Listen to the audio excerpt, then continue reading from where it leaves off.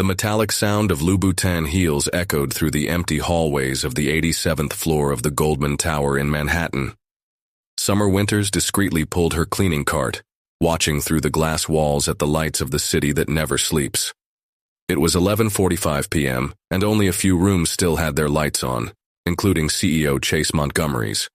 As she mopped the mirrored surfaces, Summer squinted at the man who had graced all the covers of last month's financial magazines. Chase was hunched over a stack of documents, his Hermes tie slightly loose and his shirt sleeves rolled up to his elbows. Her blue-gray eyes quickly scanned the pages of what she knew to be the merger agreement with Preston Global Investments. Summer felt her heart quicken as she recognized some numbers she could glimpse on the pages. After 3 years of hiding her past as a senior financial analyst at Lehman Brothers, she had developed a knack for remaining invisible. It was safer this way, especially after what had happened to his family. "Miss Winters, can you come back later?" Chase's deep voice reverberated through the room, without him even looking up from the documents. "Certainly, Mr. Montgomery." Summer responded automatically, but her feet didn't move. Something about the numbers she had just seen disturbed her deeply. The pattern was all too familiar. Chase finally looked up, meeting Summer's determined green eyes.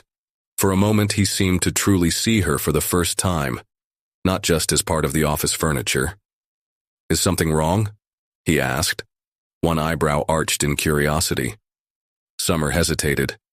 Revealing his knowledge would mean exposing his past, something he had sworn never to do again. But the consequences of remaining silent could be catastrophic. "Mr. Montgomery," she began, her voice low but firm, "those numbers on page 47, they don't make sense." The CEO leaned forward in his Italian leather chair, his eyes now fixed on her with renewed intensity. "And how exactly would a cleaning lady make sense of the numbers in a billion-dollar merger contract?" "Because I used to be a financial analyst," she replied, feeling the weight of every word. "And those numbers are part of a fraud scheme I've seen before. The same scheme that destroyed my family and thousands of others in 2008. The silence that followed was deafening. Chase stood up slowly, walking around his solid mahogany desk. "Continue," he ordered, his voice a mix of skepticism and curiosity. Summer set her cleaning cart aside and approached the table, pointing to a specific sequence of numbers. His hands shook slightly, but his voice remained steady as he explained the inconsistencies he had identified. These transfer patterns, hidden in seemingly legitimate transactions. It's like a financial mirror game. I saw it happen at Lehman Brothers. At the time, no one would listen to me. Chase studied not only the numbers but also the woman in front of him. The brown hair tied into a simple bun, the navy blue uniform neatly pressed, the green eyes that sparkled with intelligence and something else, pain perhaps. "Why are you telling me this now?" he questioned, his voice softer than before.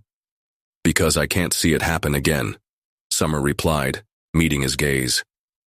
"Not when I can do something about it." Chase ran a hand through his dark hair, a rare gesture of vulnerability. The merger with Preston Global would represent a milestone in her career, but if what Summer said was true, "We need to investigate this discreetly," he decided. "If you're right, we can't alert anyone until we have concrete proof." "I understand, but—" Summer hesitated. "If anyone finds out who I really am—" "They won't find out," Chase stated with conviction. "During the day you remain the invisible cleaning lady. At night we will work together to expose this." Summer nodded slowly, aware that she was about to dive back into the world she had sworn to leave. But this time it would be different. This time, she was not alone. "One last thing," Chase added, a faint smile appearing on his lips. "I think we need to renegotiate your salary." That night, as New York continued its frenetic pace outside, an unlikely partnership was born on the 87th floor of the Goldman Tower. Chase Montgomery, the ruthless Wall Street billionaire, and Summer Winters, the cleaning lady with a secret past, united by a common purpose, to uncover a conspiracy that threatened to repeat the mistakes of the past. What neither of them could predict was how this alliance would change not only their professional lives, but also their hearts, which had so long been closed off to anything other than the numbers on a spreadsheet. The next morning dawned with a different energy at Goldman Tower. Summer arrived earlier than usual, her usual uniform concealing the woman who, the night before, had demonstrated a perceptiveness that had surprised even the ruthless Chase Montgomery. As she pushed her cleaning cart through the now busy hallways, she could feel the weight of Chase's occasional glance from her office. To keep up appearances, he had sent a formal email asking her to clean his room last, thus creating an excuse for their future evening meetings. "Miss Winters," the voice of Melanie Parker, Chase's executive assistant, interrupted his thoughts. "Mr. Montgomery has asked you to pay special attention to the conference room today. Preston Global will be here for an important meeting at 2 p.m. Summer nodded silently, her heart racing at the name of the company.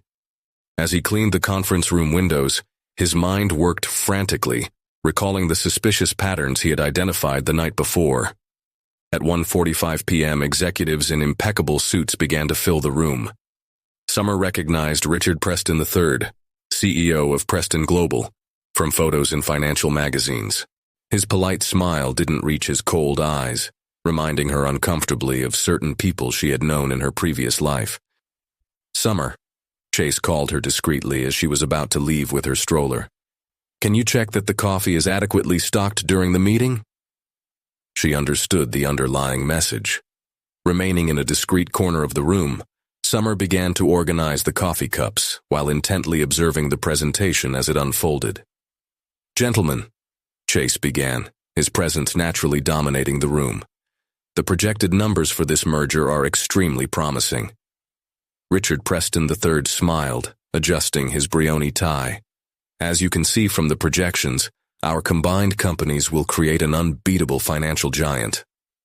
Summer kept her hands busy with coffee, but her ears caught every word. The numbers presented seemed too perfect, especially considering the current market fluctuations. The meeting went on for 2 hours, during which Summer noticed Chase asking strategic questions that, to less trained ears, would seem like just standard due diligence. But she acknowledged her attempt to expose possible inconsistencies without raising suspicion. When the last executive left the room, Chase remained, apparently reviewing his notes. Summer began collecting the used cups. "You were right," he murmured, low enough for only her to hear. "Their projections do not match current market indicators." "I noticed something else," she replied, equally quietly as she cleared the table. "The way they structured the collateral is almost identical to the scheme that destroyed my family." Chase frowned, his expression hardening. "Meet me tonight after everyone leaves. We need to look into this further." The rest of the day dragged on with agonizing slowness. Summer continued her normal routine, cleaning floors and offices, exchanging polite smiles with employees who barely noticed her presence. But his mind was focused on the night to come. At 11 p.m., when the last employee left the floor, Summer went to Chase's office. He had already loosened his tie and was surrounded by stacks of documents. "I found something interesting," he said as soon as she entered, wasting no time on formalities. "Preston Global has subsidiaries in tax havens that were not mentioned in today's presentation." Summer approached the table, momentarily forgetting her role as cleaning lady. "Show me." For 2 hours they delved into financial reports, contracts, and corporate documents. Summer felt alive again, her analytical mind working overtime as she identified patterns and connections. "Here," she pointed to a series of transfers. "These funds are being funneled through a network of shell companies. It's sophisticated, but the pattern is clear once you know what to look for." Chase watched her with a mixture of admiration and curiosity. "How did you end up as a cleaner after having such a promising career?" Summer hesitated, her fingers nervously playing with the edge of a document. "When I tried to expose the scheme at Lehman Brothers, I was silenced, threatened. My family lost everything in the lawsuits that followed. I found out the hard way that some people are untouchable on Wall Street." "Not all," Chase replied, his tone carrying a determination that surprised her. "This time will be different. You are not alone in this fight." Their eyes met for an intense moment, and Summer felt something shift in the air between them, It was no longer just an unlikely professional partnership. There was something more. Something neither was prepared to name. "We need more proof," she said, breaking the moment. "Preston Global's internal documents proving fraud." "Leave it to me," Chase replied, a plan already forming in his mind. "In the meantime, continue to maintain your cover. No one can suspect anything until we have concrete evidence." Summer nodded, gathering her belongings. Just as she was about to leave, Chase called her again. "Summer," his voice was softer than usual. "Thank you for risking everything to warn me about this." She offered a small smile. "Some things are more important than our own safety, Mr. Montgomery." "Chase," he corrected. "When we're alone, call me Chase." As Summer left the office, they both knew they had started something much bigger than a simple financial investigation. It was a journey that would test not only their courage and determination, but also the walls they had built around their hearts. The next morning, the buzz at Goldman Tower was different. An internal memo announced that Preston Global would send a team of auditors to perform due diligence before the merger. Summer felt her stomach drop as she pushed her cart down the 87th floor hallway, watching the unusual movement of people carrying boxes of documents. "Miss Winters," Melanie, Chase's assistant, hurriedly approached. "Mr. Montgomery needs you to organize the 86th floor file room. Preston auditors arrive in 2 hours. Summer nodded, her heart racing. The files room was a maze of physical and digital documents that few employees had access to. As he organized the shelves, his analytical mind cataloged each folder that passed through his hands. "I didn't expect to find you here." Chase's voice surprised her. He stood in the doorway, his impeccable Italian suit contrasting with the tense expression on his face. "The files needed to be organized," she replied, maintaining her cleaning posture for the benefit of the security cameras. Chase approached, pretending to inspect a shelf. "I discovered something worrying," he muttered. "Preston Global hired new auditors 3 weeks ago.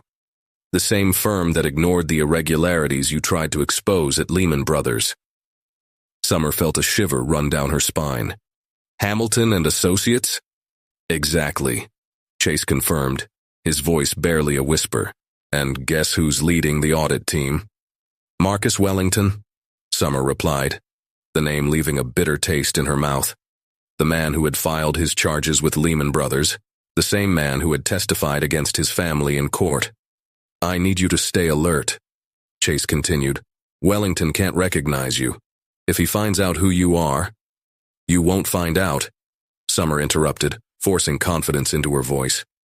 5 years ago, I had blonde hair, wore designer glasses, and went by the name Catherine Matthews." Chase raised an eyebrow, surprised by the revelation. "Catherine Matthews?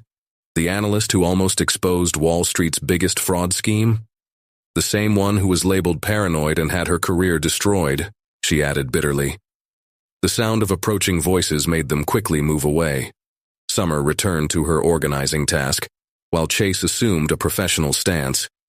"Make sure everything is spotless, Miss Winters," he said aloud, for the benefit of whoever might be listening. The next few hours were a test of Summer's nerves. Marcus Wellington arrived with his team, as arrogant as she remembered. His Armani suit and Ray-Ban sunglasses were much the same as they were 5 years ago. While cleaning the boardroom surfaces, Summer watched Wellington conduct his opening presentation. Chase kept a neutral expression, but she could see the tension in his shoulders. "Our team will need unrestricted access to all financial records for the last 5 years, Wellington declared, his tone leaving no room for argument. "Of course," Chase replied softly. "Melanie will provide anything you need." During lunch, Summer found an excuse to clean Chase's empty office. Under the guise of organizing her desk, she left a discreet post-it note. "Wellington has history with the Preston family. I found records of personal transactions from 2008. At night, when the office finally emptied, Chase found her in the archive on the 85th floor. "How did you find out about the transactions?" he asked, loosening his tie. Summer pulled out an old folder. "I've spent the last 3 years memorizing every detail of that time. Wellington purchased a house in Hampton through a subsidiary of Preston Global 2 weeks after I filed my reports." That explains a lot, Chase muttered, running a hand through his hair in frustration. But it's not enough proof. No, but that could be, Summer replied, opening her tablet. While cleaning the meeting room, I managed to discreetly photograph some documents that Wellington left on the table. There is a pattern of transfers between Preston's offshore companies that corresponds exactly to the 2008 scheme. Chase leaned over the tablet, his blue-gray eyes quickly scanning the numbers. His discreet scent invaded Summer's senses, making her heart race for reasons that had nothing to do with financial fraud. That's brilliant, he murmured, turning to face her. They were too close, the space between them charged with a tension that went beyond the conspiracy they were investigating. Summer began, but was interrupted by the sound of the elevator arriving at the floor. Quick, Chase whispered, pulling her behind a bookshelf. In the dark, they heard footsteps approaching. I'm sure I see light here. Wellington's voice echoed through the room. Summer held her breath, aware of Chase's arm around her, protecting her. Her heart was beating so loudly that she feared it might be heard. The footsteps approached his location. Summer closed her eyes, praying for the darkness to protect them. After a few agonizing moments, the footsteps began to move away. It must have been the cleaning staff, another voice commented, and then the sound of the elevator indicated that they had left. Summer let out a breath she hadn't even realized she was holding. Chase still hadn't let go of her, and she could feel the heat of his body, the rapid beat of his heart echoing hers. That was close, he murmured, his husky voice close to her ear. Very little, she agreed, turning to face him in the dim light. For a moment, neither of them moved. The air between them was charged with unspoken possibilities, with desires repressed by obligations and circumstances. We need to be more careful, Chase finally said, reluctantly pulling away. Wellington can't suspect anything until we have concrete evidence. Summer nodded, trying to ignore the feeling of loss as he walked away. I will continue to monitor the documents they bring. If we keep our eyes open, they will make a mistake. And when they do, Chase added, a determined gleam in his eyes, we'll be ready. The arrival of the Hamilton and Associates audit team transformed Goldman Tower's routine. Summer watched discreetly as Marcus Wellington and his associates took over the 86th floor, converting it into their temporary headquarters. With every step she took through the halls with her cleaning cart, she felt the weight of the past threatening to reveal her true identity. Quarterly reports need to be reviewed by the end of the day, Wellington ordered his subordinates, his authoritative voice echoing through the hallway. Summer kept her head down as she walked past him, her heart hammering against her chest. Chase observed the situation from his office, seemingly engrossed in phone calls and meetings, but his eyes occasionally met Summer's through the glass walls. They had developed a silent code, a barely perceptible nod, a lingering glance, small gestures that signaled discoveries or warnings. During lunch, Summer found an excuse to clean the file room where Wellington had left some documents. His experienced hands moved quickly, photographing specific pages with his cell phone discreetly positioned in his uniform pocket. Miss Winters, Wellington's voice startled her. He was standing in the doorway, his cold eyes studying her behind his expensive glasses. I was not aware that the cleaning staff had access to this area during business hours. Mr. Montgomery has requested a thorough cleaning of the auditors, sir, she replied, keeping her eyes downcast and the slightly Hispanic accent she had adopted as part of her disguise. Sorry if I'm in the way. Wellington watched her for a few more seconds before shrugging. Just make sure you don't touch any documents. As soon as he left, Summer let out the breath she had been holding. That one had been close. Later, during her break, she sent a coded message to the secure number Chase had given her. Suspicious spots on pages 47-52 of Quarterly Report. In the evening, when the office finally emptied, Summer found Chase in his office. He had loosened his tie and the sleeves of his shirt were rolled up, revealing strong forearms that she tried not to notice. I found something in the photos you took, he said, turning his laptop around for her to see. Offshore transfers are being channeled through a network of shell companies in Cayman. Summer leaned over the screen, her soft scent invading Chase's senses. Look at this. She pointed to a series of numbers. They're using the same algorithm as in 2008, just with a more sophisticated twist. How can you see these patterns? Chase asked, genuinely impressed. I spent 5 years studying every detail of that scheme, she replied, her voice carrying a mixture of bitterness and determination. It's like a scar that you know so well you can describe it with your eyes closed. Chase watched her for a moment, noting the strength behind her apparent fragility. You're extraordinary, you know that? The comment caught her off guard, making her blush slightly. I just do what's right. And that's exactly what makes you extraordinary, he insisted, his eyes meeting hers with an intensity that made her heart skip a beat. The moment was interrupted by the sound of Chase's cell phone. It was a message from Melanie. Wellington had requested an emergency meeting for the following morning. They must have realized we're investigating, Summer murmured, concern evident in her voice. Or they found something they need to hide better, Chase replied, his mind already working on possibilities. We need to find out what will be discussed at this meeting. The walls of the main conference room are soundproof, Summer noted. But the ventilation duct over the adjacent filing cabinet. No, Chase interrupted firmly. It's too risky. If you get caught, it's our only chance, she argued.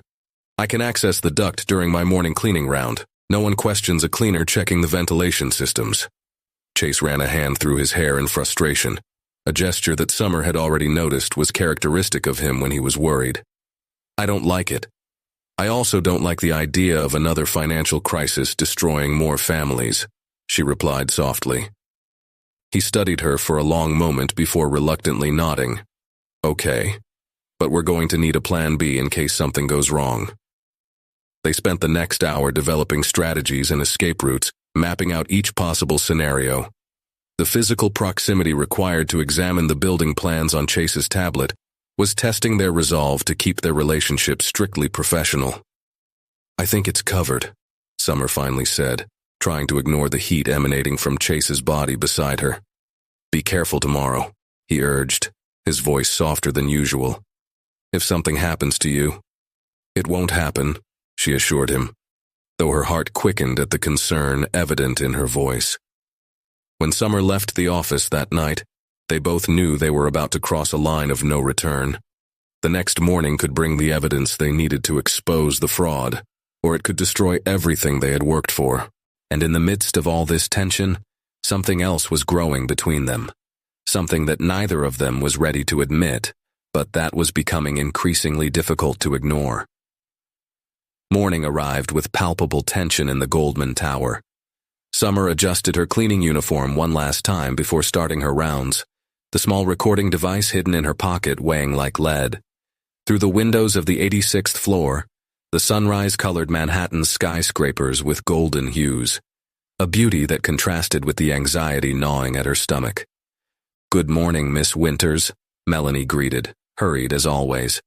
The main conference room needs to be spotless by 9 a.m. Mr. Wellington was quite specific about this. Summer nodded, pushing her cart towards the living room. His gaze briefly met Chase's, who had just stepped out of the elevator. He appeared to have slept little, the subtle dark circles under his eyes betraying the sleepless night he spent planning every detail of this morning. As she methodically cleaned the surfaces of the conference room, Summer memorized every detail of the plan. The ventilation duct in the adjacent archive would be her observation post, allowing her to listen in on the meeting without being detected. Chase had assured him that the security cameras in that specific area would be undergoing scheduled maintenance for the next hour. Miss Winters, Wellington's voice surprised her. He was standing in the doorway, watching her with that same calculating look she remembered from 5 years ago. I see you're quite dedicated to cleaning this room.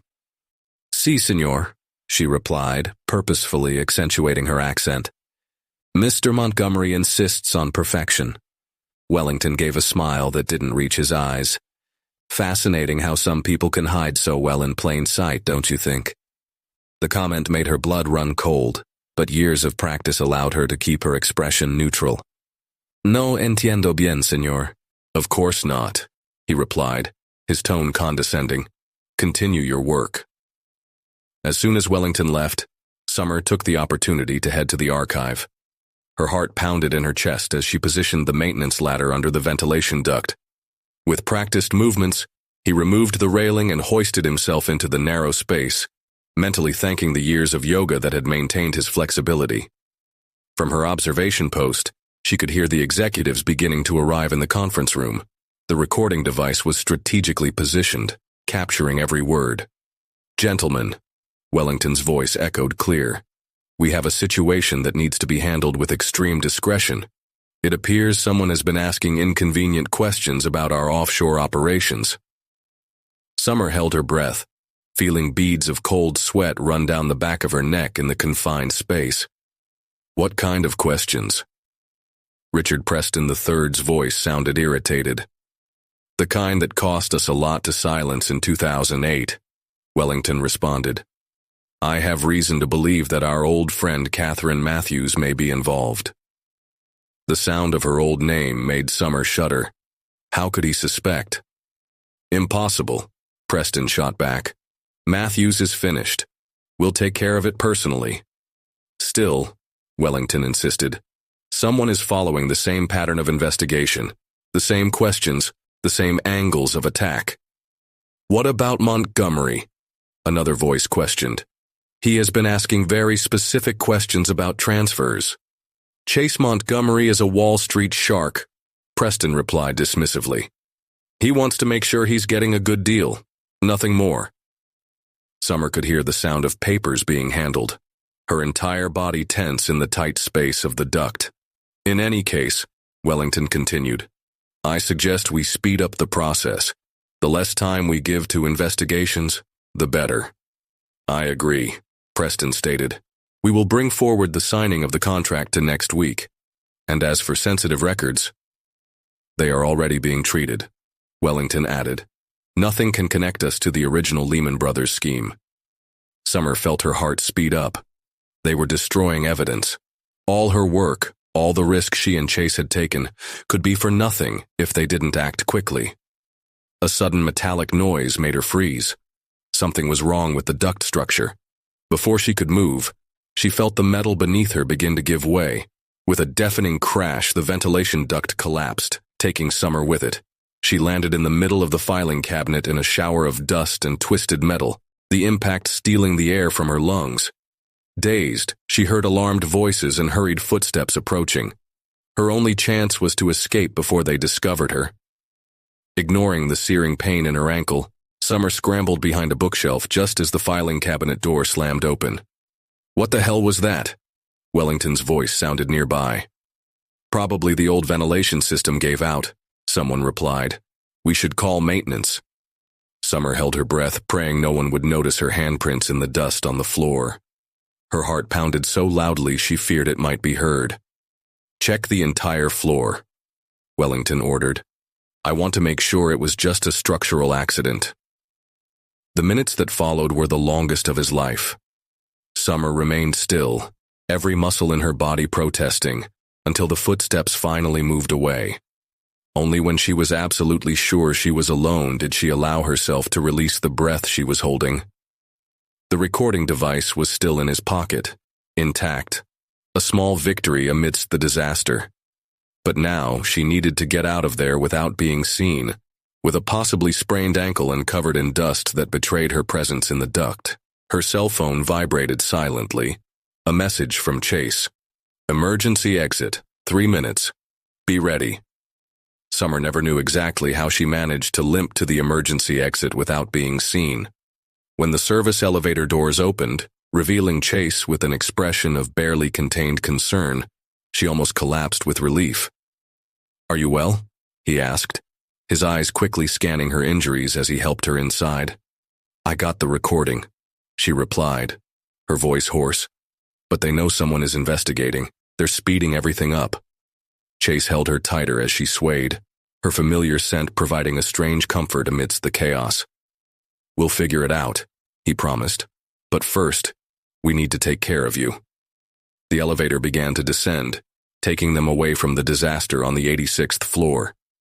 But as Summer leaned on Chase for support, they both knew this was just the beginning. The real battle was yet to come, and now time was against them. Chase's Upper East Side apartment was exactly as Summer had imagined, elegant, minimalist, and with a spectacular view of Manhattan. Not that she had spent time wondering where he lived, of course, but as he helped her sit on his Italian leather sofa, her ankle throbbing, she couldn't help but notice how the place reflected his personality. "We shouldn't be here," Summer protested as Chase examined her swollen ankle. "It's too risky." "What's risky is you barely able to walk and covered in dust from the ventilation duct," he replied, his voice firm but gentle. "Besides, Wellington must be searching every inch of the building right now." He was right, of course. After the debacle at the archive, returning to their small apartment in Queens would be the first thing they checked, if their suspicions were correct. "We need to hear the recording," Summer insisted, trying to ignore the heat of Chase's hands as he applied ice to her ankle. "First, you need a shower and clean clothes," he argued, standing up. "I have some shirts and shorts that should fit. The ensuite bathroom is at your disposal." Summer wanted to protest, to say there was no time for that, but the feeling of dust and dirt on her skin was too uncomfortable to ignore. With Chase's help, she limped to the luxurious bathroom. 20 minutes later, wearing Chase's navy blue shirt that reached her knees, Summer felt more human.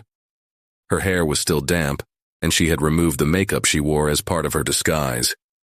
Chase was waiting for her in the living room, laptop open on the coffee table. He had swapped his suit for jeans and a gray t-shirt, a sight that made something turn in her stomach. "Much better," he commented, his eyes briefly sweeping over her figure before returning to his laptop. "I was able to isolate the audio from the recording." Summer sat next to him, ignoring the closeness between them as he began to play. Wellington and Preston's voices filled the room, each word confirming their darkest suspicions. "They know someone is investigating," Summer muttered, running a hand through her damp hair in frustration. "And now they know that Catherine Matthews is somehow involved." "But they don't know you're Catherine," Chase argued, turning to face her. "That gives us an advantage." "How long?" she questioned. "Wellington's not an idiot. He'll start connecting the dots eventually." Chase stood up, walking to the window that offered a panoramic view of the city. The afternoon sun painted her profile in golden hues, and Summer had to force her eyes to focus on her laptop.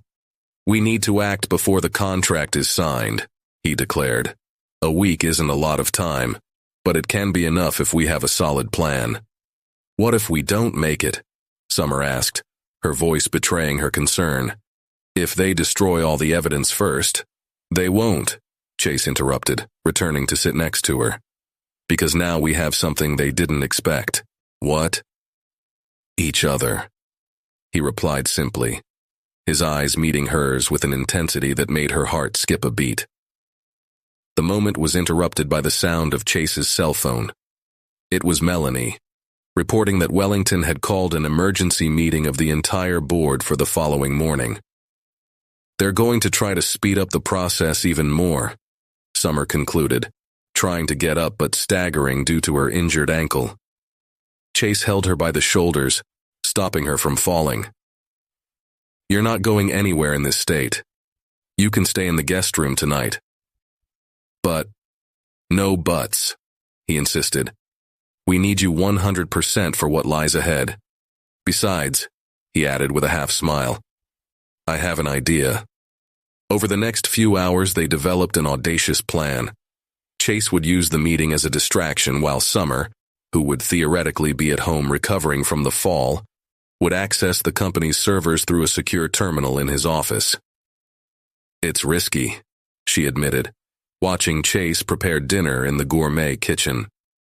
The aroma of fresh pasta and homemade sauce filled the room. "No more than hiding in ventilation ducts," he teased, pouring 2 glasses of red wine. Summer accepted the glass, allowing herself a small smile. "You cook surprisingly well for a billionaire CEO." "There are many things you don't know about me, Miss Winters," he replied, his playful tone masking something deeper. Dinner was surprisingly pleasant, almost normal, as if they weren't in the middle of a conspiracy that could destroy their lives. Summer found herself watching Chase as he talked about his childhood in Boston, the path that led him to Wall Street, the dreams he still held despite the cynicism of the financial world. "And you?" he asked, refilling their glasses. "Did you always want to be a financial analyst?" Summer played with the pasta on her plate. "Actually, I wanted to be a pianist, but my father lost everything in the 2001 crisis, and numbers seemed safer than music. And now? Now?" She met his eyes across the table. "Now I just want to do the right thing." Chase reached out his hand, his fingers lightly brushing hers. "We're going to make it, Summer. Together." That night, lying on the king-sized bed in the guest room, Summer thought about how her life had changed in just a few days. From anonymous cleaning lady to conspiracy partner of a billionaire CEO, investigating a fraud that could rock Wall Street again. But more than that, he thought about Chase. How different he was than she had imagined. How his presence made her feel safe even when everything was falling apart around her. With these thoughts, she fell asleep, unaware that in the next room, Chase Montgomery was also awake, thinking about her and how much he was willing to risk to keep her safe. The next morning brought a new dynamic to Chase's apartment. Summer woke up to the aroma of freshly brewed coffee and the distant sound of a low-pitched phone conversation. His ankle still hurt, but it was considerably better after a night's rest. Limping lightly to the kitchen, she found Chase already dressed in a navy Armani suit, talking on the phone while preparing Eggs Benedict. The domesticity of the scene caught her off guard. There was something surreal about seeing the powerful CEO of Goldman Tower cooking while discussing corporate strategy. "Melanie, make sure the meeting room is ready for 9 a.m., he instructed, motioning for Summer to sit down. "And yes, send flowers to Miss Winters. Everyone needs to believe that she is home recovering from her fall." Summer hid a smile as she settled onto the high stool at the kitchen island. Chase ended the call and slid a perfectly assembled plate towards him. "We need to discuss our strategy," he said, pouring coffee into a china cup. "Wellington has called the entire board to the meeting. It's our best chance of accessing the servers without arousing suspicion." "I still think it's risky," Summer replied, savoring the eggs. "If anyone sees me in your office—" "No one will see," Chase assured, sitting down next to her with his own plate. "Melanie is the only one who has access to my floor during important meetings, and she's on our side." Summer raised an eyebrow in surprise. "Did you tell her?" "Not everything," he explained, his fingers drumming lightly on the marble counter. "Just enough. Melanie has worked with me for 10 years. She knows when something is wrong." Breakfast continued with them refining the details of the plan. Chase would provide Summer with a special access card and the codes needed to access her private terminal. Meanwhile, he would keep Wellington and the others distracted with a detailed presentation on financial projections. "I have something for you," Chase said suddenly, standing up to grab something from his briefcase. It was a small device that looked like a brooch. "He's a discreet communicator. We'll be able to stay in touch throughout the operation." Summer took the brooch, admiring the sophistication of the device. "Where did you get that?"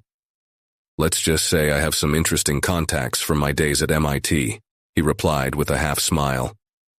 "Now, about your clothes." He disappeared into the master bedroom and returned moments later with a Nordstrom bag. "Melanie arranged that earlier today. We can't risk you being seen in a cleaning uniform." Inside the bag, Summer found a pristine Chanel executive set, complete with Jimmy Choo shoes. "That must have cost a fortune," she protested.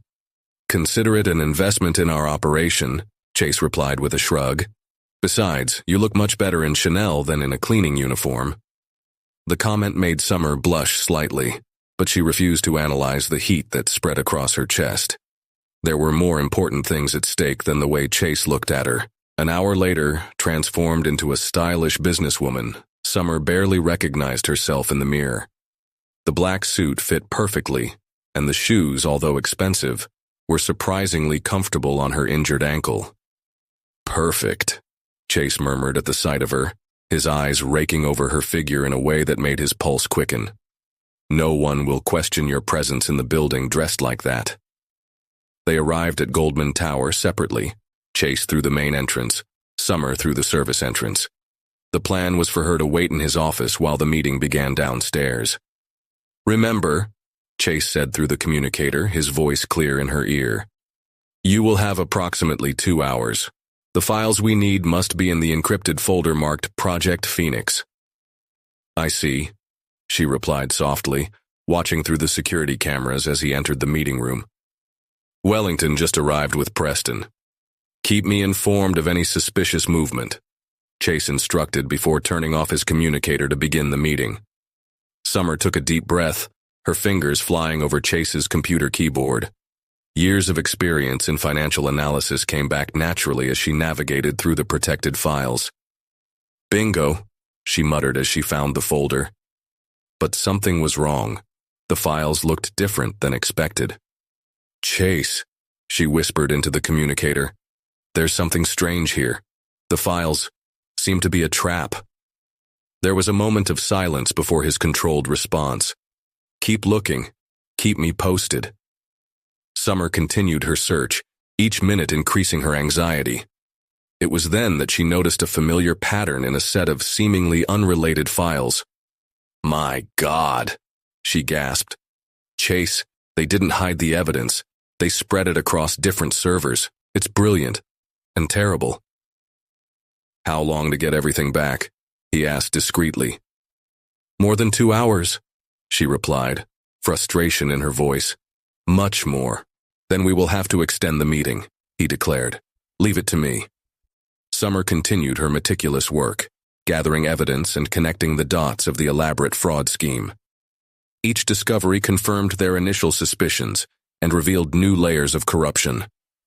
Time passed inexorably, and with it, the tension in the air grew. Through the communicator, she could hear snippets of the meeting, Chase deftly keeping everyone involved in complex discussions about market projections and merger strategies. But as he worked, an uncomfortable feeling began to form on the back of his neck. The feeling that, despite all the planning, something was about to go terribly wrong.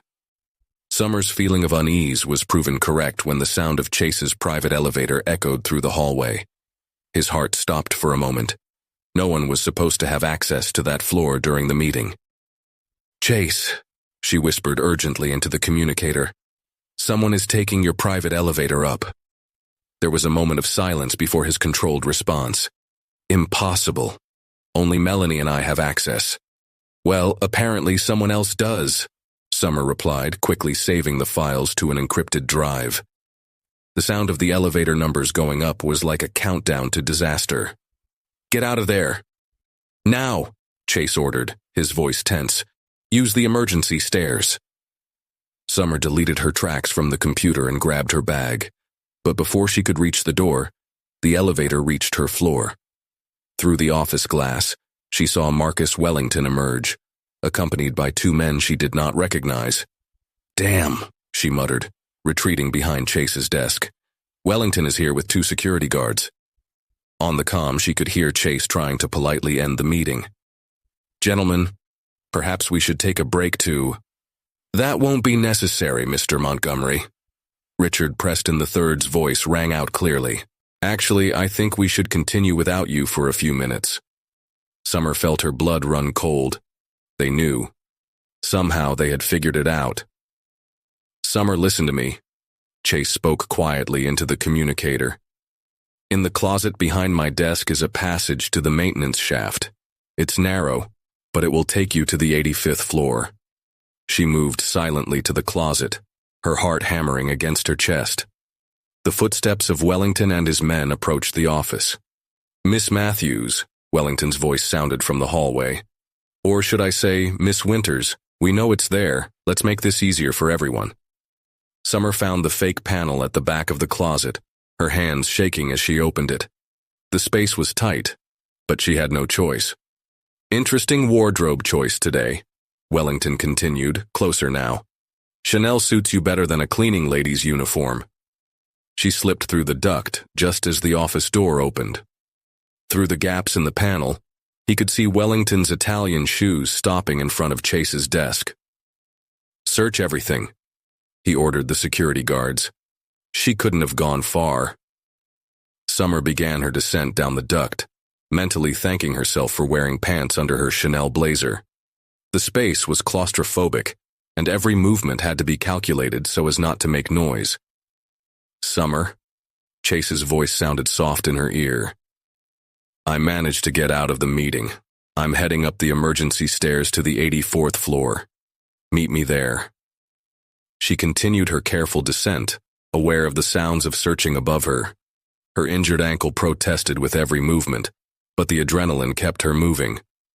When she finally reached the duct exit on the 85th floor, Summer needed all her strength to open the panel silently. The floor was dark, used mainly for storage. "Chase?" she whispered into the communicator. "Almost there," he replied, panting from the climb up the stairs. "Don't move." Summer waited in the shadows, every second feeling like an eternity. Finally, the emergency stairwell door opened, revealing Chase, his tie loose and his hair disheveled. "Are you well?" he asked, quickly crossing the space between them. "Yes, but they know," she replied, showing the drive. "I managed to copy part of the files, but—" The sound of voices and footsteps above them interrupted her. Wellington and his men were moving. "Come with me." Chase pulled her toward a side hallway. "There is a service exit that leads to the adjacent building." They moved quickly through the maze of dark corridors, Chase leading the way with an assurance born of familiarity with every inch of the building. "How did they find out?" Summer asked as they ran.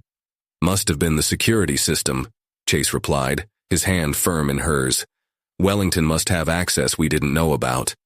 They reached a metal door at the end of a hallway. Chase swiped his keycard and pushed her away, revealing a walkway that connected the Goldman Tower to the neighboring building. "This will take us to the Metropolitan Building," he explained. "I have a satellite office there that we can use." They crossed the catwalk quickly, aware of their vulnerability in the open. The strong wind of Manhattan whipped her hair, and down below, 85 floors below, the city continued its frenetic pace, oblivious to the drama unfolding above. "Chase." Summer stopped suddenly, grabbing his arm. "Why are you risking everything for this?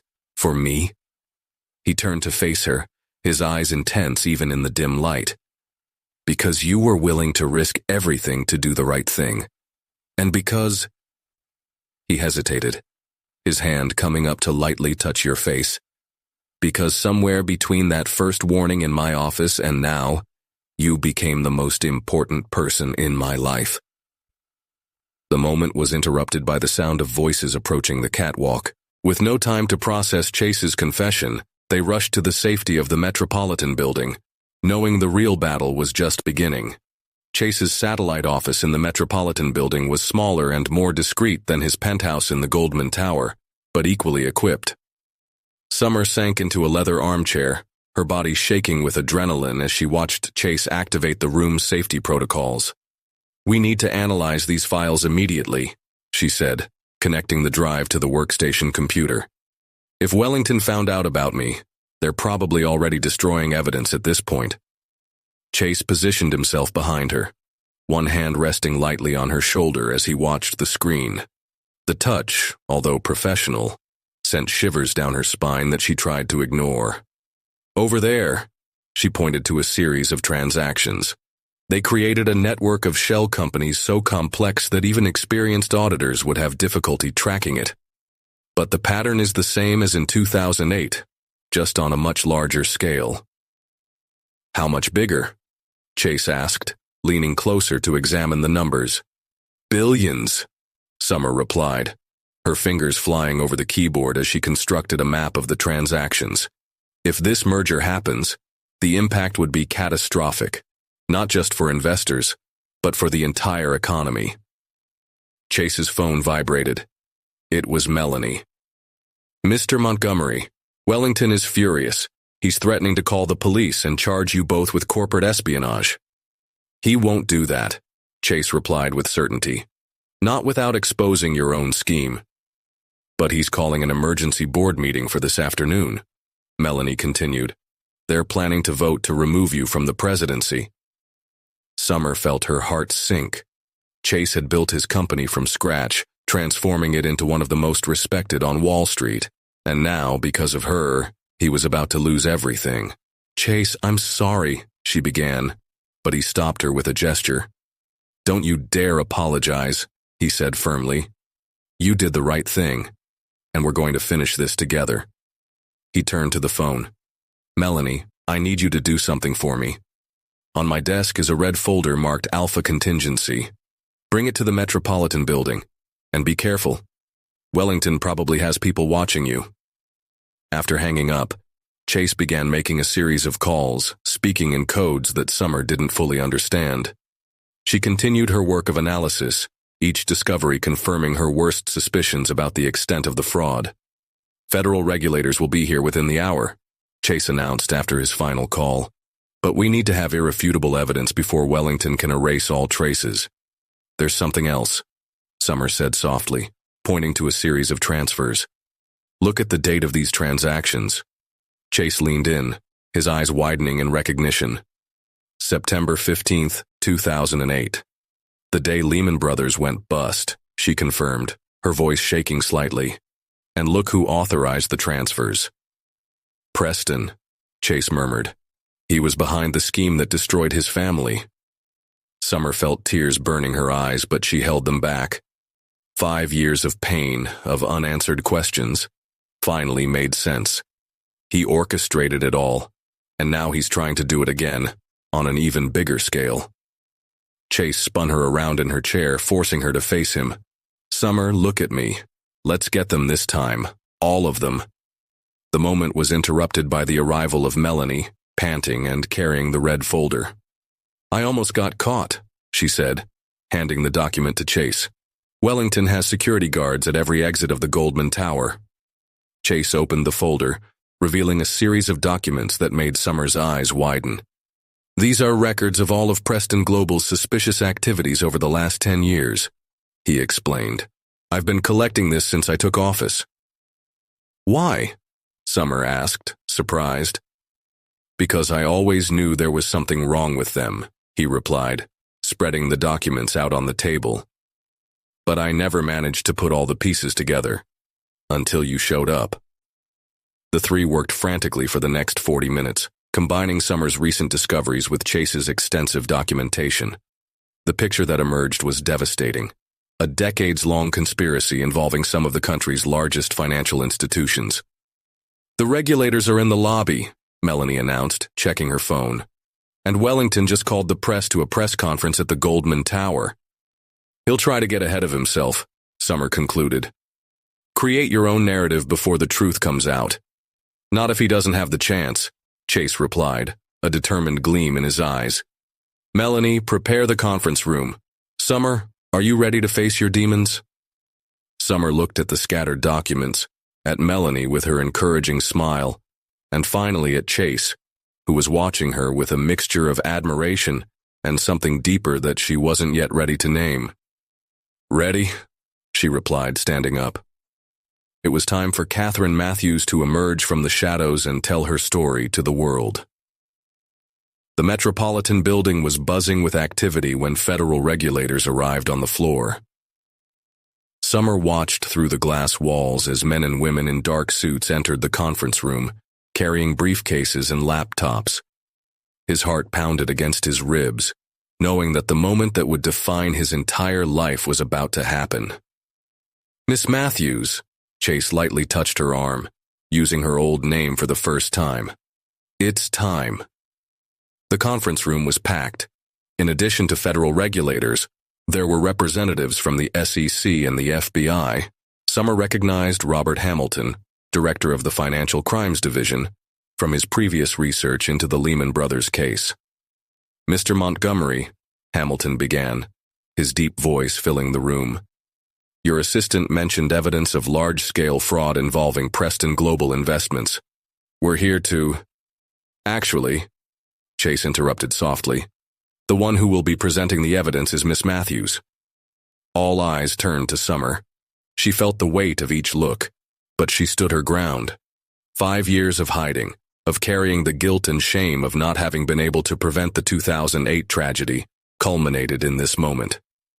"My name is Catherine Matthews," she began, her voice stronger than she expected. "In 2008, I was a senior analyst at Lehman Brothers, and I uncovered a fraud scheme that ended up destroying not just the bank, but thousands of lives." For 2 hours, Summer presented the meticulously compiled evidence. It showed how Preston and Wellington had engineered a complex system of shell companies, how they had manipulated audits and silenced whistleblowers. Chase occasionally supplemented with information from his own investigation, their bodies unconsciously moving in sync as they navigated the presentation. "And now," she concluded, projecting the latest documents, "they are about to repeat the same scheme on an even larger scale. The merger with Montgomery Investments would be just the first step." "Impressive, Miss Matthews," Hamilton commented, adjusting his glasses. "But why did it take 5 years to bring this evidence to light?" Summer felt her throat tighten.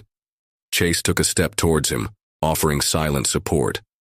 "Because they destroyed my life," she replied, her voice shaking slightly. "They threatened my family. They ruined my reputation. I had to disappear to survive. But now," she looked at Chase briefly, "now I have support to fight." Melanie's phone vibrated, interrupting the moment. "Wellington is starting his press conference at the Goldman Tower," she reported. "Perfect." Chase smiled, a calculated gleam in his eyes. "Exactly as we planned." Seconds later, the screens in the conference room lit up, showing the live feed from Goldman Tower. Wellington stood on the podium, his confident smile masking the tension in his eyes. "Ladies and gentlemen of the press," he began, "we are here to announce a criminal attempt at corporate sabotage against Preston Global Investments. Now," Chase murmured to Melanie, who pressed a button on her tablet. The screens behind Wellington suddenly changed, displaying documents and transactions that Summer and Chase had discovered. The executive's face visibly paled as reporters began frantically photographing the evidence of fraud. "This is," Wellington stuttered, "this is clearly a fabrication." "It's not a fabrication, Marcus." Summer's voice sounded clear over the sound system. The cameras spun, searching for its source, until they found the screens where she now appeared, alongside Chase and the federal regulators. "It's the same evidence you buried in 2008. Only this time you can't silence me." Chaos ensued at the press conference. Reporters shouted questions, cameras flashed, and Wellington looked ready to faint at the podium. "Federal agents are currently seizing documents at the headquarters of Preston Global and Hamilton and Associates," Hamilton announced to the cameras. "And we have arrest warrants for Richard Preston III and Marcus Wellington." Summer watched the scene unfold with a mixture of relief and disbelief. 5 years of nightmares, of looking over your shoulder, of hiding who you really were, all ending in a moment of justice broadcast live to the world. "You did it," Chase murmured, just for her to hear. His hand found hers under the table, their fingers intertwining naturally. "We did it," she corrected, allowing herself for the first time in years to feel hope for the future. But as cameras continued to record Wellington and Preston's fall, Summer knew her journey wasn't over. There was still a lot to be done, a lot to be rebuilt, and for the first time, she wouldn't have to do it alone. The 48 hours following Wellington and Preston's exposure transformed the financial landscape of Wall Street. Summer watched the headlines multiply across every screen in the temporary office in the Metropolitan Building.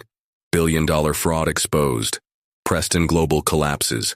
Catherine Matthews, the whistleblower, returned from the shadows. You need to see this," Chase said, walking into the room with his iPad. A video showed Richard Preston III being escorted out of his Greenwich mansion, handcuffed and looking defeated. They found incriminating documents in a secret safe at his summer home. Summer felt a lump in her throat as she saw the man who had destroyed her life finally facing the consequences of his actions. And Wellington? "Tried to escape to the Bahamas but was detained at the airport," Chase replied, sitting next to her on the leather couch. "Apparently he had a suitcase full of money and fake passports." Summer's phone was ringing off the hook. Reporters, former colleagues, even former Lehman Brothers executives wanting to clarify their positions. She had turned off the phone after the 10th call. "The Attorney General wants your formal statement tomorrow," Chase commented, his hand finding hers naturally. "Are you ready for this?" "Honestly, I don't know," she admitted, allowing herself to show vulnerability for the first time. "I spent so much time being Summer Winters, the invisible cleaning lady, that I don't know how to be Catherine Matthews anymore." Chase watched her for a moment, his blue-gray eyes softening. "You never stopped being Catherine Matthews. You just added more layers to the amazing person you are." The comment caught her off guard, making her heart race in a way that had nothing to do with the adrenaline of the last few days. Before he could respond, Melanie hurriedly entered the room. "Sorry to interrupt, but we have a problem," she announced, her tablet showing newly arrived emails. "The board is calling an extraordinary meeting. Some shareholders are questioning the stability of the company after this whole scandal." Chase swore under his breath, running a hand through his hair in frustration. "They want to use this as an excuse to permanently remove me." "We can't let this happen," Summer declared, standing up. "Your company had nothing to do with the Preston fraud. In fact, you helped expose it." "The market doesn't see it that way," Melanie explained. "Shares are down 15% since yesterday. Investors are scared." Summer began pacing the room, her analytical brain working at full tilt. What if we could prove that Montgomery Investments is not only in the clear, but is also the only one that can lead the market through this crisis? Chase watched her with interest. "Continue." "I have access to 5 years of financial market data," she explained, her fingers already flying over the nearest computer keyboard. "I can create a model showing how your company has consistently identified and avoided questionable business partners. The refusal to close the merger with Preston once the fraud was discovered only strengthens that position." For 2 hours, Summer worked tirelessly, crafting a performance that turned apparent weakness into strength. Chase and Melanie contributed information and insights, but mostly they watched in awe as she weaved a compelling narrative with numbers and graphs. "This is brilliant," Chase murmured, studying the end result. "You've just created a new corporate governance paradigm. Catherine Matthews has always been known for seeing patterns where others only saw numbers," a familiar voice said from the doorway. It was Robert Hamilton, the director of the FBI, carrying a thick briefcase. "And that's why we need your help with something bigger." Summer felt Chase tense next to her. What kind of help?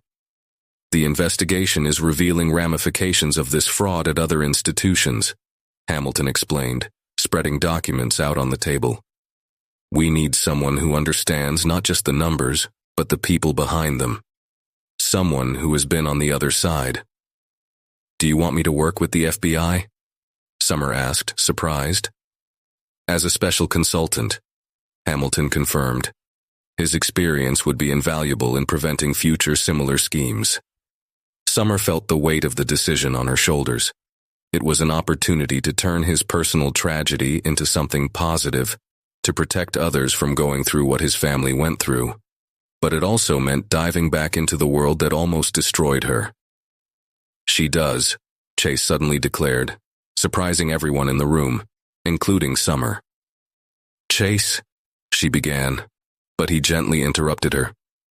"You were born for this, Catherine," he said, using her real name with a softness that made her heart melt. "To fight for the truth, to protect others. And this time, you are not alone."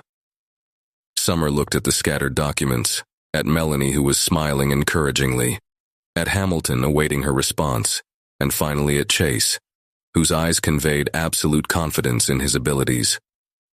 "On one condition," she finally replied. "I want to be able to continue working with Montgomery Investments as a risk advisor. There is a lot of work to be done to reform the system from within." Hamilton smiled, extending his hand to seal the deal. "Welcome back to the world of the living, Miss Matthews." As they discussed the details of their new position, Summer felt Chase's hand find hers under the table, their fingers intertwining in a silent promise. The future was still uncertain, but for the first time in 5 years, she was exactly where she was supposed to be. The morning of the council meeting dawned with an electric energy in the air. Summer, or Catherine as some now called her, adjusted her new Armani suit as she reviewed her presentation one last time in the Metropolitan Building's temporary office. The transformation from anonymous cleaning lady to consultant for the FBI and Montgomery Investments still felt surreal. "Nervous?" Chase asked, entering the room with 2 cups of Dean and DeLuca's coffee. He looked impeccable in his Tom Ford suit, but Summer noticed the little strain marks around his eyes. "A little," she admitted, accepting the coffee. "It's different when you're on the other side of the table, no longer hiding. You're going to kill it," he stated with conviction, his hand lightly brushing your arm. "The council won't know what hit them." The Metropolitan Building's meeting room was packed when they arrived. Board members, majority shareholders, and legal representatives occupied every available seat. Summer recognized Richard Anderson, the oldest member of the council, known for his traditionalist stance. "Mr. Montgomery," Anderson began once everyone had settled in, "the events of the last few days have raised serious concerns about the stability of this institution. The association with Preston Global, even if discontinued, has tarnished our reputation." "With all due respect, Mr. Anderson," Summer interjected, standing up with a confidence she didn't know she possessed. "You're looking at this from the wrong perspective." She began her presentation by projecting graphs and analyses that demonstrated how Chase's decision to expose the fraud not only saved the company from financial disaster, but also positioned it as a leader in corporate governance. "For the past 5 years," she continued, her voice steady, "while other institutions turned a blind eye to questionable practices, Montgomery Investments maintained the highest ethical standards. The numbers don't lie, gentlemen." For 2 hours, Summer led a masterclass in financial analysis and corporate strategy. It showed how the exposure of the Preston Global fraud had created a unique opportunity for Montgomery Investments to establish itself as a pioneer in a new business model based on transparency and accountability. "The market is not punishing our company," she concluded, projecting the latest analysis. "It's punishing the old system that allowed frauds like Preston Global to thrive. And now we have the chance to lead the change." The silence that followed was deafening. Chase watched the council with a neutral expression, but Summer could feel his tension. His entire professional future was at stake. "Impressive, Miss Matthews," Anderson finally spoke, removing his glasses. "But why should we trust someone who spent the last 5 years hiding out as a cleaner?"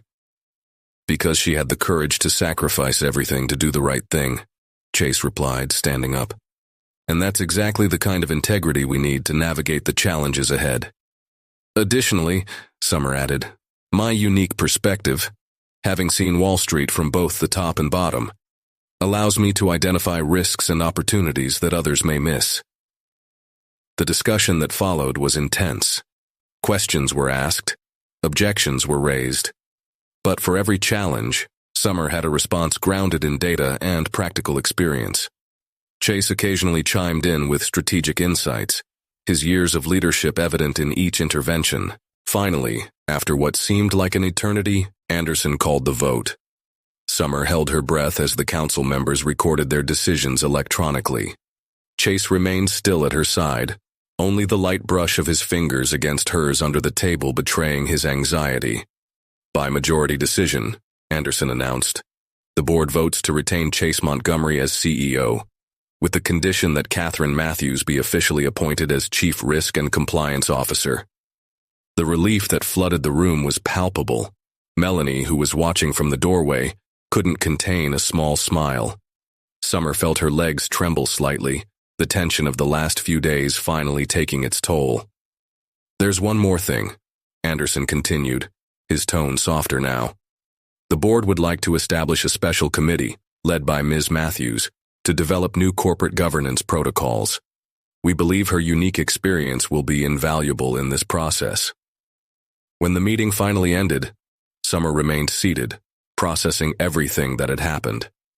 From cleaning lady to chief risk officer in less than a week, her life had come full circle. "You were amazing," Chase murmured, sitting down next to you once everyone had left. "I always knew it would be." I couldn't have done it without you, she replied, finally allowing herself to relax. You risked everything for me, for this cause. And I would risk it again, he said, his eyes meeting hers with an intensity that made her heart race.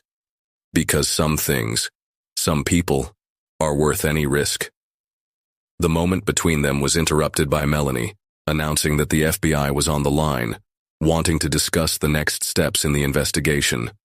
The battle was won, but the war against corruption on Wall Street was just beginning. And this time, Catherine Matthews was ready to fight, no longer in the shadows, but under the lights, with Chase Montgomery firmly by her side. A week after the dramatic board meeting, Catherine Matthews' office on the 87th floor of Goldman Tower was almost unrecognizable. The glass walls, previously transparent, now displayed interactive screens with real-time graphics and analysis. It was strange to occupy a space so close to where he usually cleaned, but somehow it felt appropriate. A constant reminder of his journey. Depositions start tomorrow, Chase commented, entering his office without knocking, a habit he had developed over the past few days. Wellington is willing to make a deal with the prosecution. Catherine, it was still strange to think of herself by that name, looked up from the documents she was analyzing. Is he going to turn Preston in? And so much more, Chase replied, sitting on the edge of his desk. Apparently there are executives from at least 3 other banks involved in the scheme. Chase's soft scent invaded his senses, making it difficult for him to concentrate. In the last few weeks, since the fraud was exposed, they had developed a curious dance, close enough to feel the electric tension between them, but maintaining a professional distance that became increasingly difficult to sustain. Analysts have identified a similar pattern at Pacific Trust Bank, she commented, forcing herself to focus on the documents. If Wellington confirms the connection, you should really get some rest, Chase interrupted her softly. He's been working practically 24 hours a day since he took office, says the man who slept in the office 3 times this week, she replied with a small smile. That's why I know what I'm talking about, he replied, his eyes meeting hers with that intensity that made her heart skip a beat. How about dinner? I know a discreet place in Brooklyn where we can discuss the case without reporters following us. Catherine hesitated. Since her transformation from Summer Winters to Catherine Matthews, the press had been relentless. Speculation about her relationship with Chase was a constant in the financial gossip columns. Not a good idea, she replied reluctantly. The council is still sensitive after everything that happened. If they see us together outside of work, the board approved you as chief risk officer for your competence, Chase argued, moving dangerously close. And frankly, I'm tired of pretending there isn't something between us. The air in the office seemed to grow thicker. Catherine could feel her heart hammering against her chest, Chase's proximity making it difficult to keep her thoughts coherent. Chase, she began, but was interrupted by Melanie rushing into the office. Sorry to interrupt, she said, her tone urgent, but you guys need to see this. On the screens, a live feed showed Richard Preston III being escorted out of the federal courthouse, but it wasn't his appearance that drew attention. It was the document his lawyer read to the press. My client has evidence that Ms. Catherine Matthews not only had prior knowledge of Preston Global's operations, but was an active participant in similar transactions during her time at Lehman Brothers. Catherine felt her blood run cold in her veins. Chase immediately moved closer to her, as if to shield her from the accusations being broadcast. That's ridiculous, Melanie declared indignantly. They are clearly trying to divert attention. But it's a smart move, Catherine replied, her analytical mind already processing the implications. If they manage to tarnish my credibility, the entire investigation could be compromised. We won't let that happen, Chase stated with a conviction that surprised her. He turned to Melanie. Call Hamilton. Tell him we need to move forward with the release of FBI evidence. As Melanie left to make her calls, Chase turned to Catherine, his hands finding her shoulders in a protective gesture. They're desperate, he said softly. That's why they're attacking you personally. They won't make it. You don't understand, Catherine replied, her voice shaking slightly. They can fabricate evidence. Preston has enough connections to— And we have the truth, Chase interrupted firmly. Besides, a small smile appeared on his lips. I think it's time we showed the world exactly what Catherine Matthews is capable of. In that moment, watching the determination in Chase's eyes, Catherine felt something shift inside her. The fear he had carried for 5 years began to dissipate, replaced by an iron resolve. She was no longer the scared analyst who had to hide, nor the invisible cleaning lady who watched the world from the shadows. You're right, she declared, straightening her shoulders. It's time to strike back. Chase's smile widened, that familiar gleam of wonder in his eyes that always made her heart skip a beat. That's the spirit. Now, about that dinner. Chase. She started to protest, but he gently interrupted her. Catherine. He said her name like a caress. At some point, we're going to have to stop pretending this is just professional. Before she could respond, Melanie returned with news from the FBI. But as they turned to yet another battle in the war against corruption on Wall Street, Catherine couldn't help but think that maybe, just maybe, Chase was right. Maybe it was time to stop hiding in every way. Manhattan Supreme Court was packed the morning of Richard Preston III's testimony. Catherine adjusted her Chanel blazer as she watched the crowd of reporters and spectators settle into the galleries. At her side, Chase remained a constant, comforting presence, his Tom Ford suit impeccable as always. Ready? He asked softly, his hand discreetly brushing hers. I was born ready, she replied, allowing herself a small smile. The last few weeks had been a roller coaster of emotions since Preston had tried to tarnish his reputation. Judge William Hartley entered the room and silence descended on the crowd. Catherine watched as Preston was escorted inside, his expensive suit now replaced by his orange prison uniform. His eyes met hers briefly, and she saw something she never expected to see in the man. Fear. Mr. Preston, the federal prosecutor began, are you prepared to make your statement as agreed with the prosecution? Preston nodded, looking as if he had aged decades since his last public appearance. Yes, Your Honor. What followed was a detailed confession that left the room in shock. Not only did Preston admit to the Preston global fraud, but he also exposed a decades-long web of corruption on Wall Street. Names were named, dates were revealed, and documents were presented corroborating each allegation. What about the charges against Catherine Matthews? The prosecutor questioned. Preston hesitated, his eyes again meeting Catherine's. They were fabricated, he admitted. Ms. Matthews was the one who tried to expose us in 2008. I destroyed her life to protect our scheme. Catherine felt Chase's hand squeeze hers under the table. Years of pain, of hiding, of doubting herself, all validated in a moment of public confession. After the testimony, as reporters jostled for statements, Chase guided Catherine to a side exit from the courtroom. His car waited, offering a temporary refuge from the chaos. Where to? The driver asked. Brooklyn Bridge Park, Chase replied, surprising Catherine. I think we deserve a moment of peace. The afternoon sun painted the Manhattan skyline in golden hues when they arrived at the park. Chase led Catherine to a bench overlooking the bridge, the city that had tested them so much now serving as the backdrop to a moment of triumph. Did you know that this is where I decided to become a financial analyst? Catherine commented, watching the waters of the East River. I used to come here during college, look at the skyscrapers and dream about being part of that world. And now you're not only a part of it, but you're changing it for the better, Chase replied, his arm resting casually on the back of the seat behind her. We are, she corrected, turning to face him. I couldn't have done it without you, Chase. Catherine, he began, his voice softer than usual. Over the past few months, you have transformed not only Wall Street, but also my life. From determined cleaning lady to brilliant executive, you have never failed to amaze me. Chase, she tried to interrupt, but he continued.